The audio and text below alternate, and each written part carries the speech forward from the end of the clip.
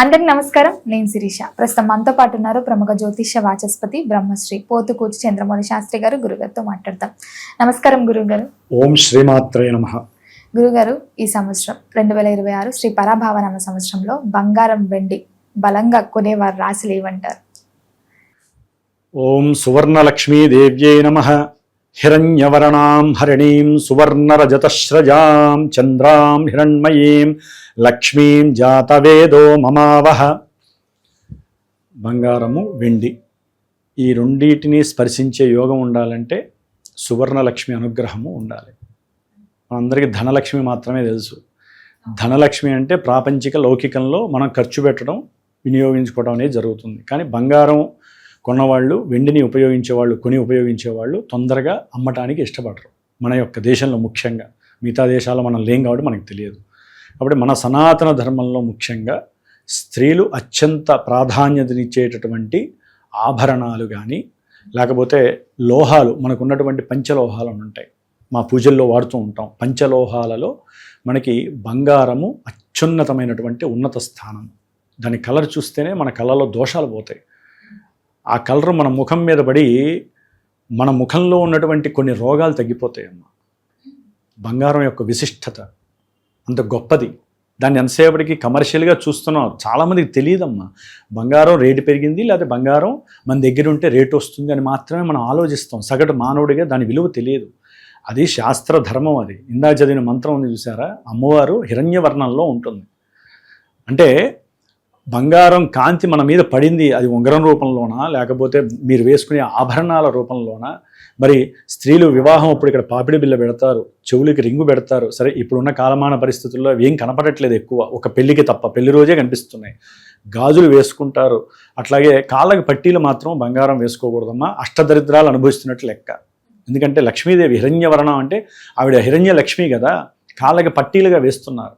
డబ్బులు ఎక్కువైనా వేయకూడదు, డబ్బులు లేని వాళ్ళు వాళ్ళని చూసి వీళ్ళు కూడా వేసుకోవడం కొంతమంది బిగిన్ చేశారు.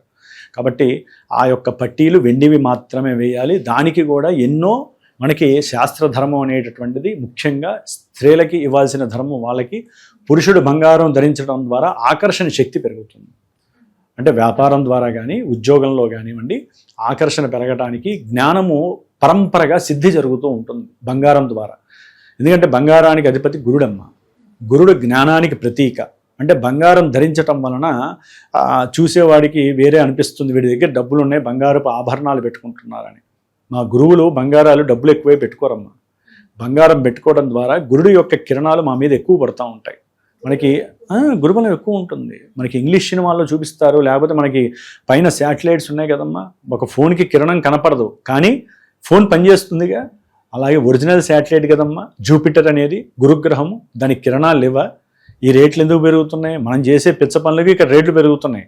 కానీ గురుగ్రహం సరైన పొజిషన్లో లేక పెరుగుతున్నాయి. ఒకప్పుడు అదే గురువు, ఇప్పుడు అదే గురువుగా. గురుడేం మారడు, ఆయన ఏం చిన్నవాడు పెద్దవాడు కాదు, ఆయన అన్ని గ్రహాల్లోకి పెద్ద గ్రహం ఆయన. కాబట్టి ఆ గురుడి యొక్క లక్షణమే ఈ యొక్క బంగారపు స్వరూపం. కాబట్టి ఈ బంగారాన్ని సాధ్యమైనంత వరకు యోగముగా కొనాలి. ఆల్రెడీ కొన్నవాళ్ళు దాన్ని జాగ్రత్తగా, పాత బంగారం అనే దానికి విలువ ఎక్కువ ఉంటుంది. అది మాగి ఉంటుంది కదమ్మా, దానికి చాలా విలువ ఉంటుంది. దాన్ని ఒక్కసారి కనుక షైనింగ్ చేపిస్తే, సరైన వాడు దొరికితే, అది ఇప్పుడున్న పరిస్థితుల్లో షైనింగ్ చేయించుకోకుండా ఒరిజినల్గా మనం ఏదన్నా కుంకుడికాయ సుడుతుని పెట్టుకోవడం మంచిది అనిపిస్తుంది.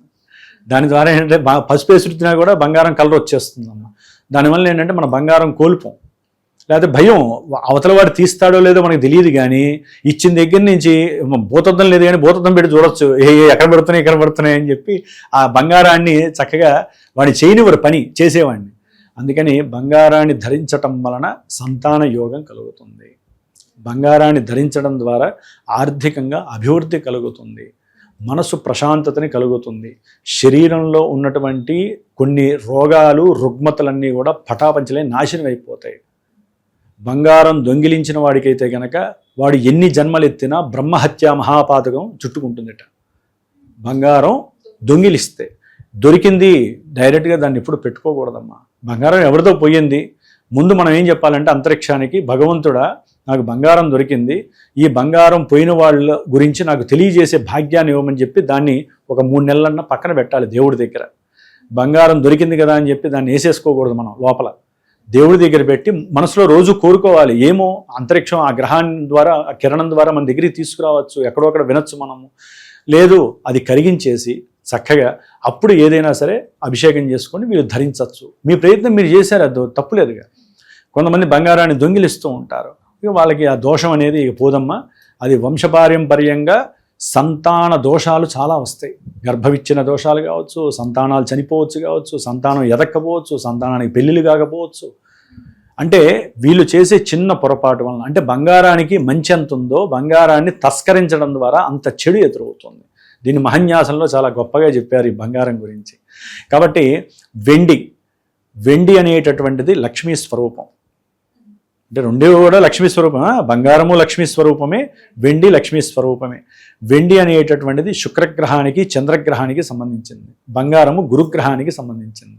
లెక్క ప్రకారము చంద్రుడు మరి శుక్రుడికి సంబంధం లేకపోయినా వెండి వలన ఏంటంటే అమ్మా, ముఖ్యంగా స్త్రీలు ధరిస్తూ ఉంటారు కదా, కాళ్ళకి పట్టీల రూపకంగా, లేకపోతే కాళ్ళకి బొటన వేలకి పక్కన ఉన్నటువంటి వేలకి సప్తపది జరిగేటప్పుడు భర్త పెడతాడు, మేనమావులు పెడతారు కదా.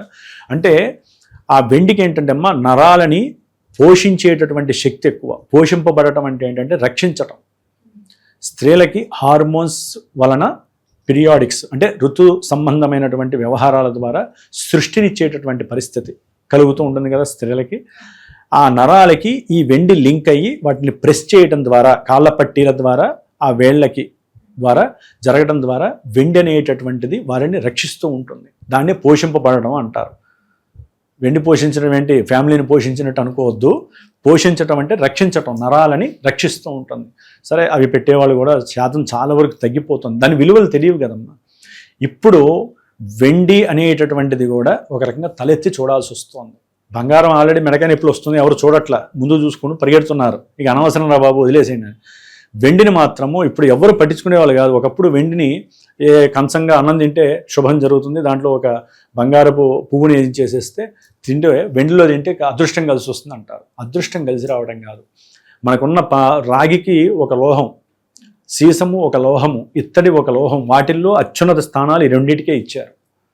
అందుకనే ఈ బంగారము వెండి కలిసినటువంటి ఆ పాత్రలో తినటం ద్వారా చక్కటి ఆరోగ్యం లోపలికి వెళ్ళిపోయిన తర్వాత ఉన్నవాళ్ళు కూడా పెద్ద పెద్ద కోటీశ్వరులు బఫేల్లో బంగారపు పూతతో పైన కవర్లాగా కప్పుతారమ్మ ఐటమ్స్ మీద.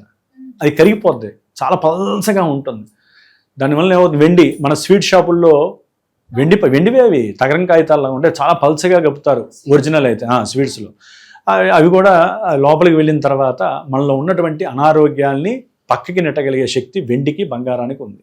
అందుకనే అవి ఎప్పుడు కూడా ఆ స్థాయిలో ఉంటాయి. కాబట్టి ఎవరింట్లోనైనా సరే వెండి బంగారము లేకపోతే అట్లీస్ట్ వారు సంపాదించిన దాంట్లో కొంచెం సంపాదించుకుంది పక్కన పెట్టుకునే సరే 1 గ్రాము లక్ష్మీదేవి బంగారం అయినా కొనుక్కోండి.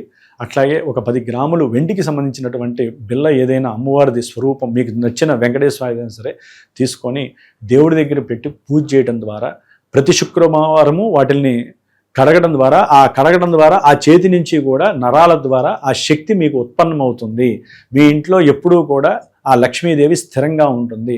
ఉన్నవాళ్ళు బంగారాన్ని ఎక్కడా కూడా అమ్మకండి, వెండిని అమ్మకండి. లాభం వచ్చింది కదా అని చెప్పి పరిగెత్తుకుంటూ వెళ్ళిపోయి లాభం వస్తుంది అమ్ముకుంటే జీవితంలో మళ్ళీ బంగారము వెండి మనం కొనలేము. దానివలన దరిద్రం ఆవహిస్తుంది. ఒకవేళ అత్యవసరమై బ్యాంకుల్లో రుణాలు పెట్టుకుంటే అవకాశం ఉన్నప్పుడు దాన్ని తెచ్చుకోవచ్చమ్మ. ఇప్పుడు కాబట్టి 4 ఏళ్ళకైనా దాన్ని తెచ్చుకోవచ్చు.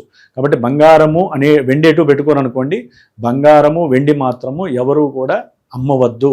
కొనాలనుకునే వాళ్ళు అప్పులు చేసి బంగారం కొనమని వెండి కొనమని ఏ శాస్త్రంలో లేదు. ఇప్పుడు ఏదో 2.5 లక్షలు అయింది 3 లక్షలు అయింది కదా అని చెప్పి వెండిని మనం అప్పులు చేసి కొన్నాం అనుకోండి, లేదా మన దగ్గర ఉన్న డబ్బంతా దానికి దారపోసామనుకోండి, తినటానికి కూడా మనకి డబ్బులు ఉండవు. ఇప్పుడున్న కాలమాన పరిస్థితుల్లో బాలేదు. కాబట్టి మన దగ్గర ఎక్సెస్ ఆఫ్ మనీ ఉంటే వెండిని కొనండి, ఇంకా ఎక్సెస్ ఆఫ్ మనీ ఉందనుకోండి బంగారం కొని పెట్టుకోండి. ఈ రెండింటి వలన ఎప్పుడూ కూడా నష్టము లేదు. లేని వాళ్ళు వెండి కొనాలి బంగారం కొనాలని దయచేసి అప్పులు చేయొద్దు. లేకపోతే బంగారము వెండి ఎక్కడ పడితే అక్కడ పడేస్తే అష్టదరిద్రాలు పట్టుకుంటాయన్న. అంటే తీసేస్తారు. లేకపోతే బెడ్ల మీద అంటే పడుకునేటటువంటి ఆ పరుపుల మీద కూడా పెట్టేవాళ్ళు చాలామంది ఉంటారు. అవి మహాదోషం. కింద ఏదన్నా వేసుకోవాలి. ఇవా చాలా ఉన్నాయమ్మా. బంగారము వెండిని కమర్షియల్గా చూడకపోతే సాక్షాత్తు లక్ష్మీదేవి కనిపిస్తూ ఉంటుంది, దాంట్లో తాండవం చేస్తూ ఉంటారు ఆవిడ. కాబట్టి బంగారము వెండిని చాలా జాగ్రత్తగా కాపాడుకోండి. ఉన్నవాళ్ళు, లేని వాళ్ళు అవి కొనటం కోసం మనసు నిండా ఆ లక్ష్మీదేవి ఆరాధన చేయండి. వీలుంటే నిత్యము హిరణ్యవర్ణం అంటే శ్రీ సూక్త పారాయణ ఇంట్లో పెట్టుకోండి. అది వింటూ మాకు లక్ష్మీదేవి అనుగ్రహం బంగారము వెండి రూపంలో రావాలని మనసారా కోరుకోండి. తప్పకుండా ఆవిడ నడుచుకుంటూ మీ ఇంటికి ఏదో ఇంతో అంతో మీ దగ్గరికి ఎవరన్నా వచ్చి గిఫ్ట్ అయినా ఇస్తారు. అంటే ఇప్పుడున్న పరిస్థితుల్లో ఇస్తారా అంటే ఏమో, లక్ష్మీదేవి తలుచుకుంటే ఆవిడే తెచ్చి ఇవ్వచ్చు మీ ఇంటికి, ఒక మనిషి రూపంలో వచ్చి ఇవ్వచ్చేమో, లేకపోతే దొరకచ్చేమో, 3 నెలల తర్వాత అది మీకు సొంత వస్తువు కావచ్చేమో. కాబట్టి ఇవన్నీ కూడా శాస్త్ర ధర్మమేనమ్మా. కాబట్టి ఎవరూ కూడా ఈ విషయంలో అపోహలు పొందటం కానీ లేనిపోని ఆదుర్దా పడటం కానీ చేయవలసిన అవసరం లేదు. ఎప్పటికైనా సరే వెండి కూడా బంగారం అంత కాకపోయినా దాని రేంజ్ కూడా ముందుకు వెళ్ళే అవకాశాలు భవిష్యత్తులో ఉన్నాయి. బంగారం అయితే కనుక స్టాండర్డ్గా ఉంటుందా లేదా అనేది ఇప్పుడున్న కాలమానంలో మనం చెప్పలేం. కాబట్టి ఒకసారి పెరిగిన వస్తువు తగ్గటం అసాధ్యము. తగ్గితే కొంచెం అసమతుల్యత ఉంటుందేమో కానీ పూర్తిగా పడిపోయే లక్షణం ఉండదు. కాబట్టి అవకాశం ఉన్నవాళ్ళు కొనుక్కొని పక్కన పెట్టుకోవడం చాలా మంచిది. అప్పు చేసుకుంటే మటుకు ఆ లక్ష్మీదేవి గారు కదా, ఎవరు కూడా వచ్చి మిమ్మల్ని కాపాడలేరు. యోగం కావాలనుకున్న వాళ్ళు అవకాశం ఉంటే లక్ష్మీ కుబేర హోమం లాంటిది చేసుకోవటం వలన వాళ్ళకి ధనలక్ష్మి కలిసి వస్తే బంగారం వెండి కొనడానికి అవకాశం ఉంటుంది. మరి గురుగారు, సహజంగా బంగారం వెండి కొనాలని అందరికి ఉంటుంది కదా, మరి ఈ సంవత్సరంలో ఏ రాశుల వారికి ఈ యోగం బలంగా ఉందంటారు? చాలా బలంగా ఉన్నటువంటి రాశులమ్మ ధనస్సు రాశి, మకర రాశి, కుంభరాశి. ఈ పరాభవనామ సంవత్సరంలో ఈ రాశుల వాళ్ళు మా వల్ల కాదు అనుకున్నా సరే ఏదో రకంగా ఎంతో కొంత బంగారాన్ని కొనే అవకాశము, అదృష్టము ఆ గురు భగవానుడు ఈ రాశుల వారికి ఇస్తున్నాడంటంలో ఎక్కడ అతిశయోక్తి లేదు. అంటే గురుగారు, గురు బలం బాగుంటే ఎవరైనా కొనొచ్చు. గురువు యొక్క దృష్టి పడుతున్నటువంటి రాశులు, ముఖ్యంగా ఈ రాశులతో పాటుగా అమ్మ తులారాశి వారికి యోగం ఉంటుంది. ఆయన దృష్టిలు చాలా ఉన్నాయి. మనం గురుగ్రహానికి పూజ చేసినా మనకు ఆ గ్రహం యొక్క శక్తి పెరగొచ్చు కదండి. గురుగ్రహానికి పూజలు చేస్తే అందరూ గురుగ్రహాల మీద పడతారమ్మ. ఇప్పుడు లేనిపోయింది ఆయన ఎందుకు ఇబ్బంది పెట్టడం, ఆయన ఏదో పసుపు వస్త్రం కట్టుకొని ప్రశాంతంగా నమస్కారం చేస్తూ కుబేరుడికి నమస్కారం చేస్తూ ఉంటాడు. ఎప్పుడూ కూడా అమ్మ ఆ దేవతకి పూజలు చేస్తే మనకి యోగం వస్తుందని కాదు, మన కష్టానికి తగ్గట్టుగా మాత్రమే ఆ యోగం కలుగుతూ ఉంటుంది. నేను ఇందాకే చెప్పాను మీకు మధ్యలో, మనం ఒకవేళ ఈ నెల ఒక 10,000 సంపాదించాం, అందులోంచి మనం బంగారం కొనకపోయినా ఒక 1,000 రూపాయలు పెట్టి ఇంత వెండి మొక్కైనా తీసుకొచ్చి లోపల పెట్టుకోండి. ఈ విధంగా ఒక సంవత్సర కాలం పాటు చేస్తే అది తెలియకుండా ఒక 150 గ్రాములు వెండి అవుతుంది. ఈ లోపల వెండి రేటు గబాల పెరిగిందనుకోండి, మీరు దాని మీద ఒక 10,000 పెడితే ఒక 22,000 అయిందనుకోండి, లాభమే కదా. ఆ సమయానికి మనకి ఏదైనా ఇబ్బంది వచ్చింది అమ్ముకున్నా ఆ 12,000 రూపాయలు లాభమే కదమ్మా. ఏ బ్యాంకు మనకి ఇంట్రెస్ట్ ఇవ్వదు. ఏ డబ్బులు మీరు అదే 10,000 లోపల పెట్టండి, పెరుగుతుందే. ప్రతిరోజు దాని గురించి ఆలోచన, ఈ 10,000 ఏం చేయాలి, ఏ ఫోన్ మార్చాలి, ఏ బండి కొనాలి, ఏ వెహికల్ మార్చాలి, ఇదే గొడవ. లేకపోతే బంధువులు వస్తారు, వాళ్ళ బాధలు చెప్పంగానే మనంతటి పోటుగాడు ఉండడు. ఇంకా అంటే మనం రాజులం, తీసుకొచ్చి ఇచ్చి ఇదిగో నేను ఇస్తున్నప్పుడు నీకెందుకు నువ్వు ఉన్నప్పుడు అంటాం. అందుకని వస్తు రూపం అనుకోండి, మన ఇంట్లో వస్తువు ఉన్నట్టు కూడా ఎవరికి చెప్పుకోం. డబ్బులు ఉంటే జారిపోతాయమ్మా. బంగారం వెండి ఉంటే ఎప్పటికీ జారిపోవు. అసలు ఉన్నవి కూడా మనం ఎవరికి చెప్పం, భయం. అవునా? అందుకని ఎవరన్నా ఇంతంత అయినా సరే దాచుకుంటే చినుకు ఒక గంగాలో నిండిపోద్ది ఒక అరగంటకి. అవునా? అట్లాగే ఇంతంత కొనుక్కోండి. ఒకవేళ ఈ నెలలో ఒక 70,000 సంపాదించే ఉద్యోగస్తులు ఉన్నాడమ్మా, వాళ్ళు 16,000 పెట్టి కొనకపోయినా ఇంతని అమ్ముతారు. ఓకే, 16,000 పెట్టి కొనుక్కోండి, పోయేదేముంది. 1 గ్రాము కొనుక్కోండి, దానివల్ల నష్టమేం లేదమ్మా. ఈఎంఐలు కడుతూ ఒక బండి కొంటారు, కారు. 5 ఏళ్ళకి సంవత్సరం తర్వాత దాని వాల్యూ పడిపోతుందే తప్ప కార్లకి బండ్లకి ఏనాడన్నా పెరిగిందే. ఒక ఇల్లు కొంటారు, అపార్ట్మెంట్, డిప్రిషియేషన్ అనేటటువంటిది పడిపోతూ ఉంటుంది తప్ప దానికి పెరుగుతుంది వాల్యూ, కొంతవరకే పెరుగుతుంది. బంగారము వెండి అట్లా కాదు. అసలు వెండి ఒక 4 ఏళ్ల క్రితం కొనుంటే ఈ వాడికి అపరకోటీశ్వర్లు అయ్యే వాళ్ళు ఉంటారు. ఎవరు పట్టించుకోలేదు, అనుకోలేదు ఎవరు కూడా. అంటే శుక్రబలము చంద్రబలం అంత యోగిస్తోంది. కాబట్టి చక్కగా బంగారాన్ని వెండిని అందరూ కొనుక్కోండి. ఈ రాశుల వారే కాదు, కొంతమందికి తులారాశి వారికి అవకాశం ఉంది, వృశ్చిక రాశి వారికి అవకాశం ఉంది, మీనరాశి వారికి కూడా అవకాశం ఉంది. ముఖ్యంగా ఈ రాశులు ఏది ధనస్సు, మకరము, కుంభము, ఈయన దృష్టిలో పడేటటువంటి రాశులు కూడా అవకాశాలు ఇస్తున్నాయి. మేషరాశి వారికి కూడా వచ్చే దాదాపు నవంబర్ తర్వాత అవకాశం ఉంటుంది. ఆయన దృష్టి పడి కంపల్సరీగా ఉంటారు వాళ్ళైతే. గురుగారు, మొత్తం మీద మాకు తెలియని ఎన్నో మంచి విషయాలు తెలియజేసినందుకు ధన్యవాదాలు. శుభమస్తు.